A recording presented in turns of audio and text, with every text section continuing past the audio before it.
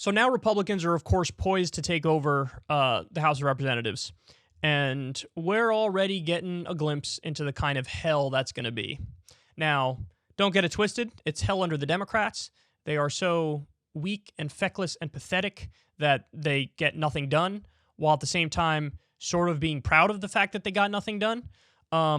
Well, here's what the Republicans are going to do. Newt Gingrich is talking about the January 6th investigation and what might happen when the GOP takes control. You're going to have a Republican majority in the House and a Republican majority in the Senate. And all these people who've been so tough and so mean and so nasty are going to be delivered subpoenas for every document, every conversation, every tweet, every email, because I think it's clear that these are people who are literally just running over the law, pursuing innocent people, causing them to spend thousands and thousands of dollars in legal fees for no justification.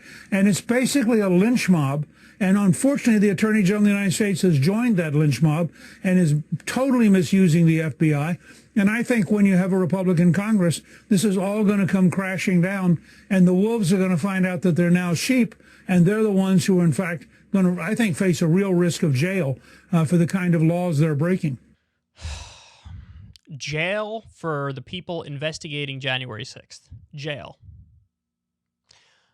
Listen, I've been skeptical of this January 6th committee for the very simple reason that Joe Manchin admitted, talking to Republicans, hey guys, listen, you got to give us something to appease our base, and I don't want to do lower prescription drug prices. I don't want to do universal pre-K. I don't want to do elder care. I don't want to do an expanded child tax credit. I don't want to do anything substantive to improve people's lives because I have my donors that I have to serve. So why don't just give us the political theater? Just give us that. So let's be cool with this January 6th investigation, and then we could all sit around and pretend like we're doing something when we're really not doing anything, and that'll appease the base enough. So that's why I was skeptical of it. And by the way, we already know what happened. Like, it's on video, even though, YouTube pulled it down when Jordan Sheridan put it up. But it's on video. We know what happened. And there's been a number of arrests in what happened on January 6th, number of charges, and people are rightly going to jail. The people who broke laws are going to jail. Great. That's wonderful. So it was political theater, largely speaking. Newt Gingrich, instead of realizing, acknowledging this is all political theater and really not much is going to come of it, we did learn that Trump effectively was like, there were memos about doing an actual coup behind the scenes. So we learned that information, which was important and good, and we needed to learn that information. But Newt Gingrich, instead of acknowledging, look, this is largely political theater and nothing's going to come of it, what does he do? As per usual with the Republicans, he raises the stakes yet again. And so he goes, I know there's, maybe he does, maybe he doesn't know this is totally toothless and just political theater, but everybody who is involved in it is going to go to jail, or should go to jail, or might go to jail. On what planet would that make sense? Look, you're telling me that it's not even arguable that this is something we should investigate or have a hearing over? I mean, I don't know how many people, hundreds of people stormed the Capitol. They were breaking windows and rushing in, got the Confederate flag flying in the Capitol building for a little bit. Had people go into the chamber and sit at the seat and take pictures of senators' documents.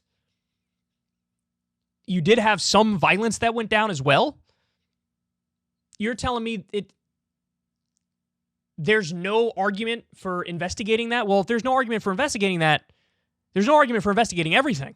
Let me ask you a question. If it was Antifa or Black Lives Matter that stormed the Capitol, and the exact same set of facts happened with, the breaking of the windows and the taking pictures of senators' stuff and sitting in the chamber and being violent. If that same thing happened and it was Antifa or Black Lives Matter, would Newt Gingrich say, it's off the table, under no circumstance can you investigate this?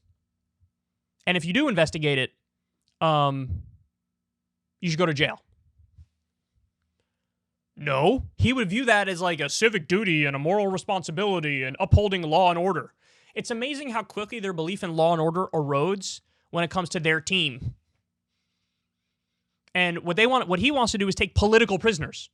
Hey, you have the wrong opinion about what happened on January 6th, so maybe you should be locked up.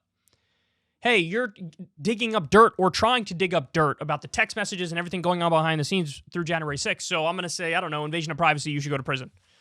Invasion of privacy. Did Newt Gingrich say anything about the Patriot Act And NSA spying illegally on all Americans? Did he say that's an invasion of privacy? No. But he would say investigating actual crimes might constitute you violating these people's privacy, so maybe you should go to jail. I don't think so, dog. I don't think so. But look, call it what it is. This is authoritarianism. That's what this is. Just, I want to lock up my political opponents because they're investigating something I don't want them to investigate. That's authoritarianism. That's authoritarianism. Now, again, I think it's largely political theater, what they're doing here with this January 6th investigation, but there's an argument that they should be able to do it, of course, and certainly not that it's criminal to engage in this sort of an investigation. It's classic, Democrats are playing checkers and Republicans are playing target practice. That's the gist of what I see here. Just take it for what it is, Newt. It's largely political theater. Nothing's going to come of it. And move on when Republicans get control. But they won't. And we are seeing not just what Newt Gingrich is calling for here.